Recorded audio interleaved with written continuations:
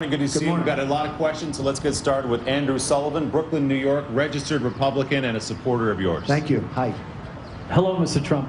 Full disclosure, I did work for you, and I appreciate the 10 years of good union construction work you provided for me and my family. God bless you. Good. Thank you. Thank you. What's your question, sir? The question is this. In regards to ISIS, I sincerely appreciate the aggressive stance you want to take with them. And my question, how do we avoid the pitfalls of the past, in part by getting involved yet again in this perpetual state of war with no end in sight? And it's such an important question. You know, I was against the war in Iraq. I said, you don't go in, you're going to destabilize the Middle East. I was so strong against Iraq. We went in, we made a terrible mistake in going in, then we got out the wrong way. ISIS, as a matter of fact, was created because of the way we got out and because of the bad moves we made even while we were there. But we now have to do something. We have to knock the hell out of them. We're going to get them out. We're going to help. We're going to get the countries in that region to put up their manpower, or they've got big problems, and a lot of that's going to be leadership. But we do have to get rid of ISIS. We are going to make it impossible for ISIS to survive. They're cutting off heads. They're drowning people in steel cages. It's like medieval times. I've never seen anything like it. Nobody's ever seen anything like it. So we are going to get rid of ISIS. And by the way, speaking of that, our military has been decimated with cuts and everything else. We're going to rebuild our military. It's going to be bigger, better, stronger than ever before. Hopefully we don't have to use it. But the one place we will be using it is to get rid of ISIS. Great question. Thank you.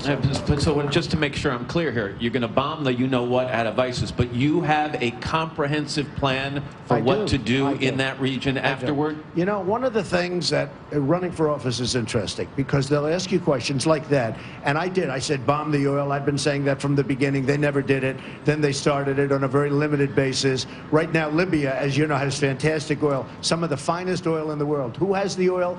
ISIS has the oil. Do we blockade it? Do we bomb it? Do we do anything? No. ISIS is making a fortune now in Libya. That was a Hillary Clinton deal. She wanted to go in. She wanted to get rid of Gaddafi.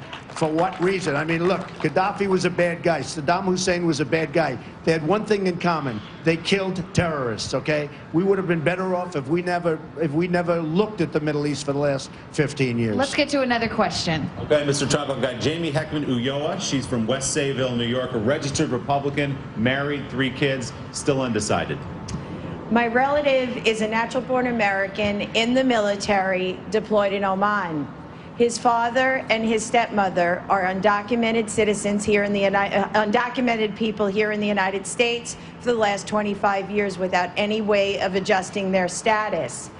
If you're president, what will you do for those members that are of our fabric of our country that have been here for 25 years undocumented? Won't they be deported under your plan? When you say natural-born citizen, it's interesting, because why do you mention that? I assume that you were born here, but why do you mention that? Because you know who always says that? Ted Cruz. Because he was born in Canada and lived there for 4 years. People are trying to figure. So he always says, I'm a natural-born citizen, when actually he's not, because he was born in Canada. But you know what? He has no path right now. So What's we your don't plan even have for to her mention. relatives? They've been here how many years? About 25 years. So we're going to do something for people that have been. Look, we're either going to have a country or we're not going to have a country. But many people are very fine people, and I'm sure these are very, very fine people.